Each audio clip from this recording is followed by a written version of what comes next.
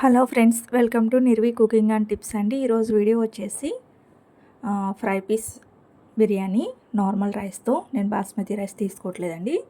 Normal rice మనం అన్నం వండుకుంటాం కదా, వైట్ రైస్, అదే రైస్తో చికెన్ ఫ్రై పీస్ బిర్యానీ ఎలా చేయాలో వీడియోలో నేను చెప్తానండి. డెఫినెట్గా స్టార్టింగ్ నుంచి ఎండింగ్ వరకు వాచ్ చేయండి, మీకు క్లియర్గా అర్థమవుతుంది అనమాట. నేను ముందుగా చికెన్ ఫ్రై చేసుకుంటున్నానండి. దానికోసం నేను ఇక్కడ ఐరన్ బాండి పెట్టుకున్నాను. ఐరన్ బాండీలో చికెన్ ఫ్రై చేస్తే చాలా టేస్ట్ వస్తుందండి. ఒకసారి డెఫినెట్గా ట్రై చేసి చూడండి. ఆయిల్ అనేది హీట్ ఎక్కిన తర్వాత ఆయిల్ అనేది నేను ఇక్కడ ఒక 50 గ్రామ్స్ వేసుకున్నానండి. ఆయిల్ అనేది హీట్ ఎక్కిన తర్వాత 3 పచ్చిమిర్చి, ఒక 2 పెద్దుల్లిపాయలు, మీడియం సైజ్ పెద్దుల్లిపాయలు 2 వేసుకున్నానండి. అవి మీడియం ఫ్లేమ్లో పెట్టుకొని చక్కగా వేయించుకోండి. వేగటం కోసం నేను కొంచెం ఉప్పు, పసుపు వేసుకొని వేయించుకుంటున్నాను. మీడియం ఫ్లేమ్లో పెట్టుకొని వేయించుకుంటే పర్ఫెక్ట్గా వేగుతాయి అన్నమాట ఉల్లిపాయలు, పచ్చిమిర్చి అనేవి, ఏ కూరల్లో అయినా కానీ. ఇవి కొంచెం వేగిన తర్వాత నేను ఈలోపు చికెన్ అనేది కడిగి పెట్టేసుకుంటున్నానండి. ఉల్లిపాయలు వేగేలోపు చికెన్ కూడా కడిగి పెట్టుకున్నాను అనమాట. 1/2 kg చికెన్ తీసుకున్నానండి నేను ఇక్కడ. ఇప్పుడు ఉల్లిపాయలు వేగినాయి. ఉల్లిపాయలు వేగిన తర్వాత 2 నుంచి 3 స్పూన్లు అల్లం వెల్లుల్లి పేస్ట్ వేసుకోవాలండి. ఇది స్మెల్ పోయేంత వరకు మంచిగా ఫ్రై చేసుకోవాలి.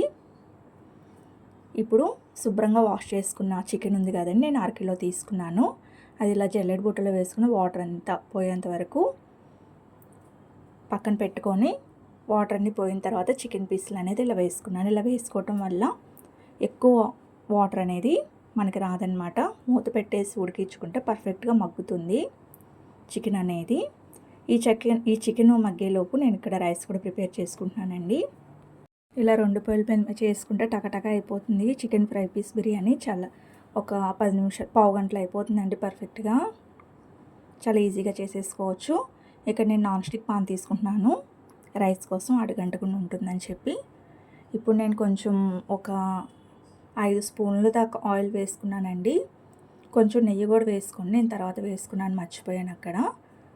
కొంచెం ఆయిల్, కొంచెం నెయ్యి వేసుకుంటే బిర్యానీకి మంచి టేస్ట్ వస్తుందన్నమాట. చూసారా, ఇక్కడ నేను 1 స్పూన్ నెయ్యి కూడా వేసుకున్నాను. ఇది హీట్ ఎక్కిన తర్వాత పలావ్ దినుసులు ఉంటాయి కదండి, అవి వేసుకొని ఫ్రై చేసుకున్నాను అనమాట.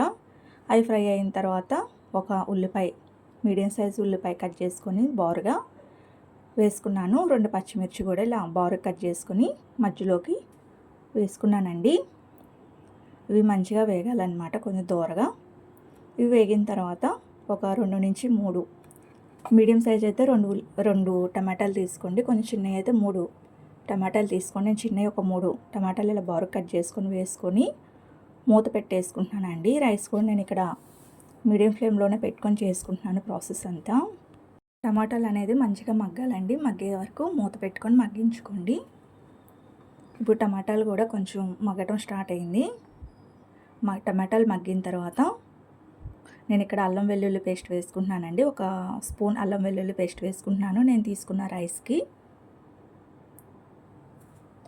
అల్లం వెల్లుల్లి పేస్ట్ కూడా స్మెల్ పోయేంత వరకు మంచిగా వేయించుకోవాలి. నా దగ్గర పుదీనా లేదని చెప్పి కొంచెం కొత్తిమీర వేసుకున్నానండి. కొంచెం పుదీనా వేసుకోండి, పలావ్ కదా, చాలా మంచి టేస్ట్ వస్తుంది.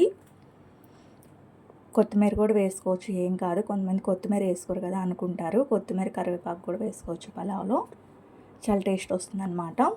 ఇవి వేగటం కోసం నేను ఇక్కడ సాల్ట్ కూడా వేసుకొని ఒకేసారి వేయించుకుంటున్నానండి. రైస్లోకి సరిపడా సాల్ట్ వేసేసుకొని వేయించేసుకుంటున్నాను మొత్తం మంచిగా.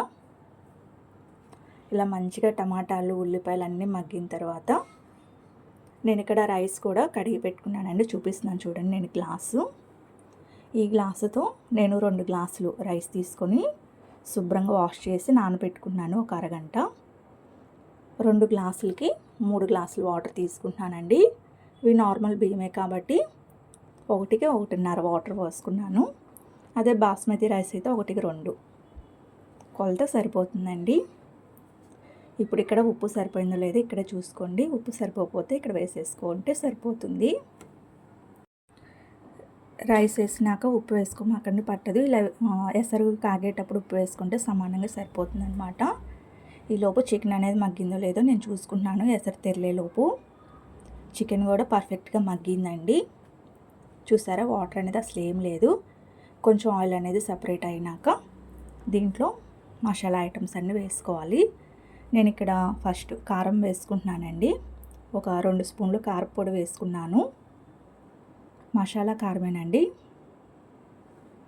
మసాలా కారం 2 స్పూన్లు వేసుకున్నాను. ఇప్పుడు ఇక్కడ ధనియాల పొడి 1 స్పూన్ వేసుకుంటున్నానండి. 1 స్పూను జీలకర్ర పొడి కూడా వేసుకుంటున్నాను. అలాగే ఒక పావు స్పూను మిరియాల పొడి వేసుకుంటున్నానండి. ఎందుకంటే కారం ఎక్కువ అనిపించి నేను మిరియాల పొడి తగ్గించుకున్నాను.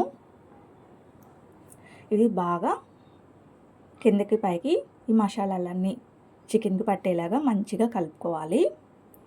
అసలు ఈ ఐరన్ పాన్లో చేసుకుంటే టేస్ట్ అసలు వేరే లెవెల్ అనమాట. చాలా బాగా వచ్చిందండి. ఒకసారి డెఫినెట్గా ట్రై చేసి చూడండి. ఐరన్ పాన్లో చికెన్ ఫ్రై కర్రీస్ చాలా టేస్ట్ వస్తాయి అన్నమాట ఐరన్ పాన్లో చేసుకుంటే. అలాగే ఫ్రైడ్ రైస్ కానీ నూడిల్స్ కానీ అవి కూడా చేసుకుంటే చాలా టేస్ట్ వస్తాయి ఐరన్ పాన్లో మాత్రం. ఇప్పుడు నేను ఒక గుప్పెడు జీడిపప్పు కూడా వేసుకొని మళ్ళీ ఫ్రై చేసుకుంటున్నానండి.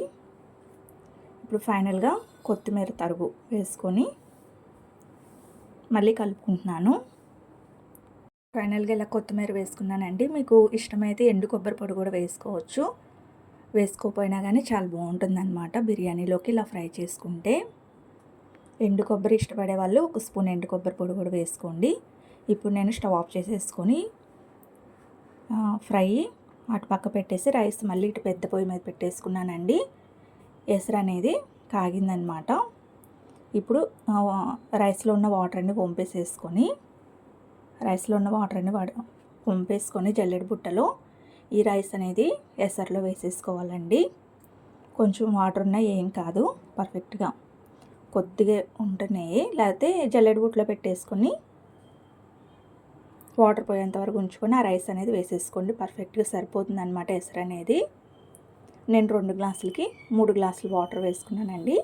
ఇప్పుడు మీడియం ఫ్లేమ్ పెట్టేసేసి మూత పెట్టేసి మగ్గనివ్వాలన్నమాట రైస్. చూసారా, రైస్ అనేది పర్ఫెక్ట్గా ఉడికింది. రైస్ అనేది మంచిగా ఉడికిందండి. ఇప్పుడు ముందుగా రెడీ చేసి పెట్టుకున్న చికెన్ ఫ్రై ఉంది కదండి, అది నేను రైస్ పైన ఇలా స్ప్రెడ్ చేసేసుకుంటున్నాను, డెకరేట్ చేసుకుంటున్నాను అనమాట. మంచిగా రైస్ మీద స్ప్రెడ్ చేసి చక్కగా డెకరేట్ చేసుకోవాలండి. ఫైనల్గా నేను కొత్తిమీర, ఉల్లిపాయలు, పెద్ద ఉల్లిపాయ స్లైసెస్, నిమ్మకాయతో ఇలా నేను సర్వ్ చేసుకుంటున్నాను. చూస్తుంటేనే నోరు ఊరిపోతుందండి. మళ్ళీ నాకు ఓవర్ ఇచ్చేటప్పుడు చూస్తుంటే అంత యమ్మీగా చాలా టేస్టీగా ఉందన్నమాట. వేడివేడిగా రైస్ చికెన్ పీస్ నంచుకొని తినేసేయండి. చాలా యమ్మీగా ఉంటుంది. డెఫినెట్గా ఇలా ఒకసారి ట్రై చేసి చూడండి ఫ్రెండ్స్, మీకు కూడా నచ్చుతుంది. ఇంటిల్లిపాది ఖచ్చితంగా ఇష్టపడతారనమాట. ఈ వీడియో కనుక మీకు నచ్చినట్టయితే ప్లీజ్ లైక్ చేయండి, షేర్ చేయండి, సబ్స్క్రైబ్ చేసుకోండి.